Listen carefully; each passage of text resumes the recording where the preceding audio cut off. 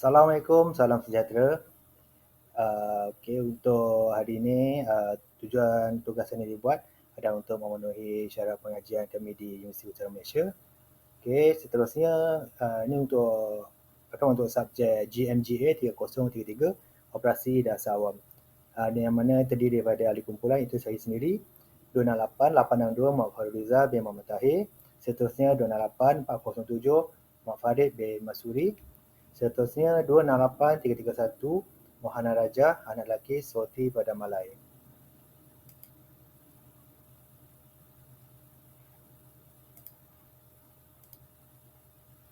Tajuk tugasan kami pada kali ini adalah berhubung kelemahan dasar pengangkutan awam di Malaysia. Pengenalan, pengangkutan awam boleh ditarifkan sebagai sistem pengangkutan bermotor seperti taksi, monorail, LRT atau kereta api. Mod pengangkutan ini juga tersedia untuk orang awam di kawasan tertentu dengan tambang tetap. Dasar pengangkutan awam merangkumi perancangan dan pembangunan infrastruktur termasuk rangkaian jalan kerja, rangkaian jalan raya, jalan kereta api, terminal, stesen dan kemudahan pengangkutan awam yang lain.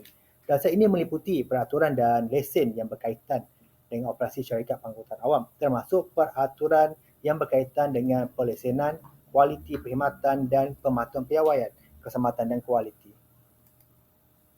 Dasar pengangkutan awam merangkumi pengurusan dan pengendalian perkhidmatan pengangkutan awam seperti bas, kereta api, LRT yang ini transit aliran ringan, MRT transit aliran massa, monorail dan feri. Ini termasuk pengurusan jadual waktu, harga tiket, penyelenggaraan kenderaan dan perkhidmatan pelanggan.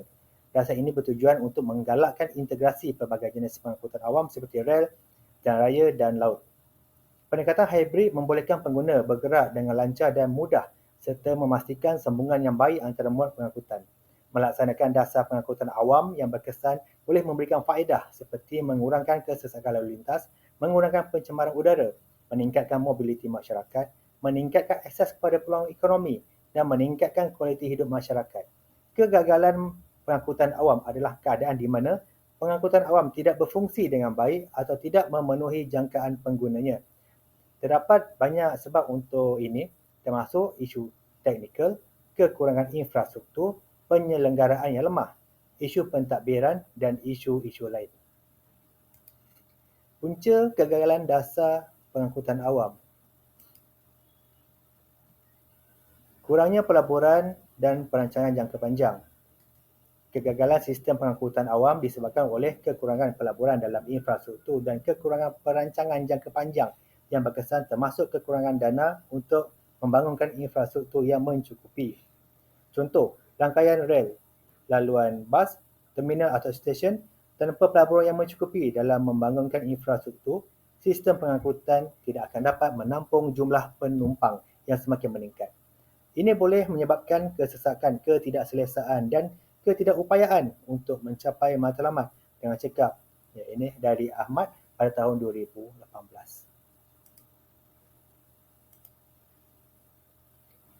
Dalam masyarakat yang semakin berkembang, permintaan untuk pengangkutan awam cenderung meningkat tanpa perancangan jangka panjang yang mengambil kira pertumbuhan penduduk dan keperluan pengangkutan awam akan mendapati sukar untuk menghadapi lonjakan permintaan.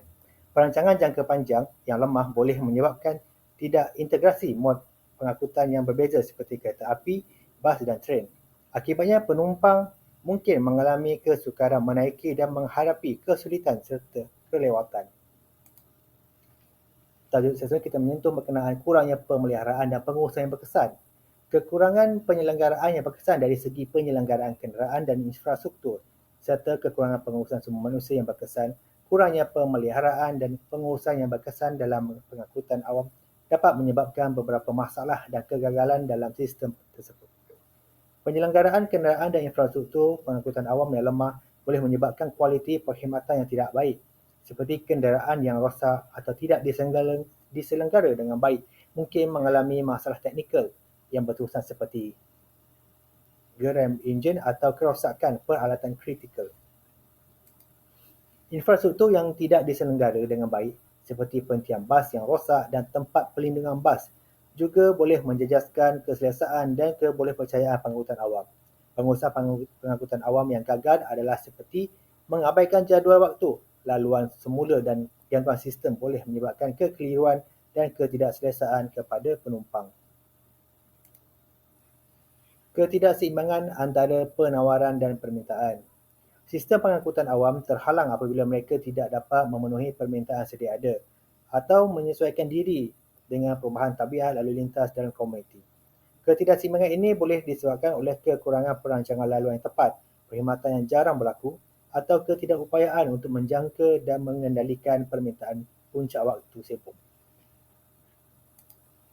Ketidakseimbangan antara penawaran dan permintaan dalam pengangkutan awam merujuk pada situasi di mana jumlah penawaran layanan transportasi tidak sebanding dengan permintaan yang ada. Situasi ini akan menyukarkan penumpang untuk mengaksesnya. Ia mencetuskan rasa ketidakpuasaan hati pengguna apabila bekalan pengangkutan awam tidak mencukupi untuk memenuhi permintaan. Ramai yang mungkin memilih untuk menggunakan kenderaan sendiri sebagai alternatif. Seterusnya, saya sambung punca kegagalan dasar awam. Ianya berkenaan dengan masalah infrastruktur dan keadaan jalan. Infrastruktur yang lemah dan keadaan jalan yang buruk juga boleh menyebabkan pengangkutan awam tidak berfungsi. Laluan sesak, laluan lintas sesak dan akses terhad menghalang kelancaran pengangkutan awam. Kekurangan terminal, stesen dan kemudahan sokongan lain yang sesuai juga boleh menghalang akses pengguna kepada perkhidmatan pengangkutan awam. Keadaan jalan yang buruk seperti jalan berlubang, kerosakan dan bonggol boleh menjejaskan operasi pengangkutan awam.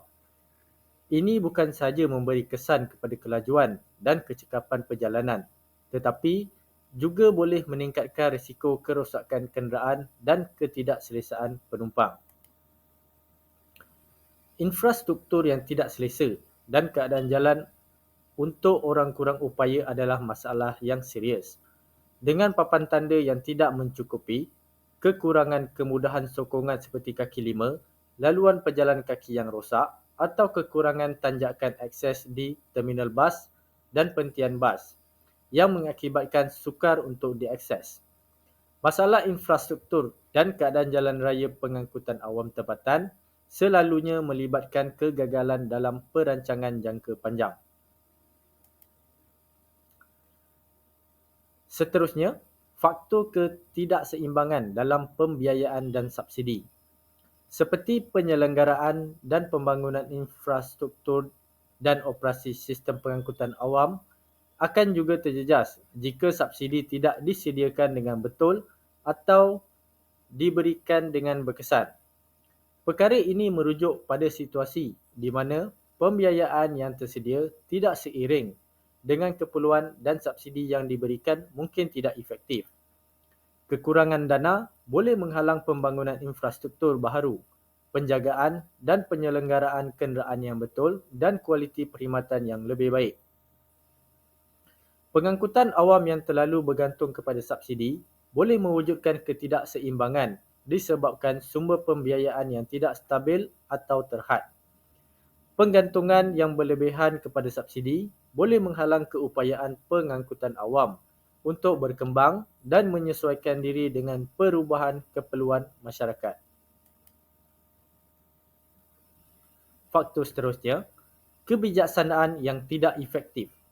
Faktor yang menyumbang kepada keruntuhan sistem pengangkutan awam ialah dasar yang tidak cekap. Keputusan atau dasar yang lemah, kekurangan wawasan jangka panjang atau kekurangan sokongan politik mungkin menghalang perubahan yang diperlukan untuk menambah baik sistem pengangkutan awam daripada dirancang dan dilaksanakan. Dasar yang tidak berkesan selalunya disebabkan oleh kekurangan perancangan yang komprehensif semasa membangunkan sistem pengangkutan awam. Dasar pencukaian yang tidak adil boleh menjadi penghalang kepada penggunaan ketinggalan penghantaran. Polisi tambang yang tidak mencukupi boleh menyebabkan ketidakseimbangan keuangan dalam pengangkutan awam. Dasar yang tidak berkesan juga mungkin disebabkan oleh kekurangan insentif dan ganjaran untuk menggalakkan penyertaan orang ramai dalam penggunaan pengangkutan awam. Kesan kegagalan pengangkutan awam. Yang pertama, kesulitan aksesibilitasi. Apabila pengangkutan awam gagal memenuhi keperluan masyarakat, individu bergelut untuk sampai ke destinasi mereka dengan mudah dan cekap. Satu lagi masalah utama ialah kekurangan akses yang mencukupi untuk pengangkutan awam, termasuk kekurangan tanjakan dan pintu untuk orang kurang upaya, kekurangan tangga dan lift di perhentian bas dan perhentian bas, dan kekurangan maklumat yang mudah diakses untuk orang yang cacat penglihatan atau pendengaran. Kekurangan kemudahan ini menyukarkan pengguna yang mempunyai mobiliti yang kurang atau berkeperluan khas untuk mengakses dan menggunakan perkhidmatan awam. Infrastruktur yang tidak boleh diakses juga menimbulkan halangan seperti laluan penjalan kaki yang pecah, jalan yang tidak rata dan tangga yang curam, menyukarkan atau mustahil bagi pengguna kursi roda, orang bertongkat dan orang tua untuk menggunakan pengangkutan awam dengan selesa dan selamat. Orang ramai mungkin tidak menyedari sepenuhnya kepentingan dan faedah akses sama rata untuk semua. Ini mungkin mengakibatkan kekurangan sokongan dan usaha untuk meningkatkan kebolehcapaian pengangkutan awam. Yang kedua, biaya yang tinggi. Salah satu sebab utama kos pengangkutan awam tinggi ialah tambang yang tinggi. Harga tiket yang tinggi boleh menjadi penghalang bagi sesetengah orang, terutamanya golongan berpendapatan rendah. Secas dan cas lain sering dikenakan sebagai tambahan kepada tiket untuk menggunakan pengangkutan awam. Tanpa akses kepada subsidi atau bantuan keuangan yang mencukupi, kos pengangkutan awam boleh menjadi sangat mahal bagi sesetengah orang. Kekurangan persaingan di kalangan pengusaha pengangkutan boleh menyebabkan tambang pengangkutan awam lebih tinggi. Tanpa persaingan yang adil di kalangan pengendali tidak mempunyai insentif untuk menawarkan harga yang lebih kompetitif kepada pengguna. Seterusnya, peningkatan kesesakan lalu lintas. Kesesakan lalu lintas semakin meningkat apabila kekacauan pengangkutan awam. Punca orang ramai cenderung menggunakan kereta mereka sendiri apabila mereka tidak mempunyai pengangkutan awam. Ini mempunyai akibat negatif seperti kesesakan lalu lintas yang besar, masa perjalanan yang lebih lama dan juga pencemaran udara dan pelepasan gas rumah hijau. Peningkatan peningkatan lalu lintas dalam pengangkutan awam merujuk pada situasi di mana jalan-jalan yang digunakan oleh kenderaan umum menjadi padat dan lambat akibat kelebihan lalu lintas. Pertambahan penduduk bandar dan mobiliti boleh menyebabkan peningkatan lalu lintas dan kesesakan pengangkutan awam. Tajuk seterusnya, kerugian ekonomi. Kerugian ekonomi dalam pengangkutan awam merujuk kepada impak negatif terhadap aspek ekonomi yang disebabkan oleh pelbagai faktor berkaitan pengangkutan umum. Pengangkutan awam juga selalunya memerlukan subsidi kerajaan yang besar untuk memastikan tambang yang mampu milik pengguna. Subsidi besar ini mengenakan beban kewangan kepada kerajaan dan boleh tindakan mengimbangkan pelanjawan negara.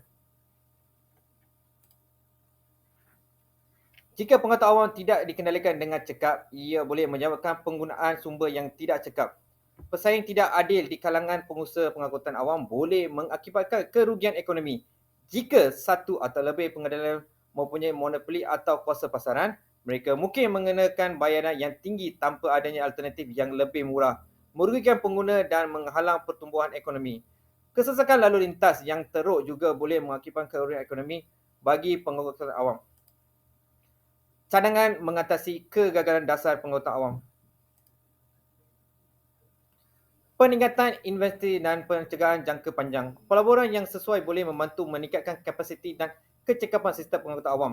Peningkatan pelaburan dan perancangan jangka panjang ini akan membantu meningkatkan kecekapan, ketersediaan dan akses pengangkutan awam. Di samping itu, pembangunan infrastruktur dan rangkaian bersepadu akan mewujudkan sistem pengangkutan yang lebih berkesan, mampan dan hijau untuk masyarakat setempat. Peningkatan pemeliharaan dan pengelolaan yang efektif. Penyerahan tetap dan pengurusan pengangkutan awam dan infrastruktur yang berkesan diperlukan. Ini termasuk penyelenggaraan kenderaan berjadual, pemantauan infrastruktur dan meningkatkan kebolehpercayaan perkhidmatan. Penyelenggaraan yang betul mengurangkan risiko kerosakan atau kelewatan yang boleh menjejaskan pengalaman pengguna. Peningkatan pemeliharaan dan pengelolaan yang efektif dalam pengangkutan awam sangat penting untuk menjaga keandaian, keamanan dan kualiti layanan. Peningkatan pemeliharaan dan pengelolaan yang efektif. Penyelenggaraan tetap akan pengurusan awam dan infrastruktur yang berkesan diperlukan. Ini termasuk penyelenggaraan berjadual. Penyesuaian kebajikan dan subsidi. Langkah sokongan dan subsidi yang sepadan perlu dilaksanakan untuk meningkatkan kebolehpercayaan dan kemampuan pengangkutan awam. Contohnya, subsidi yang sesuai untuk mereka yang berpendapatan rendah dan pengenalan tambang yang berbeza untuk mengalahkan penggunaan pengangkutan awam. Langkah-langkah ini juga akan membantu menggunakan kesesakan, mengurangkan pencemaran dan meningkatkan kebolehpercayaan dan kualiti hidup bandar.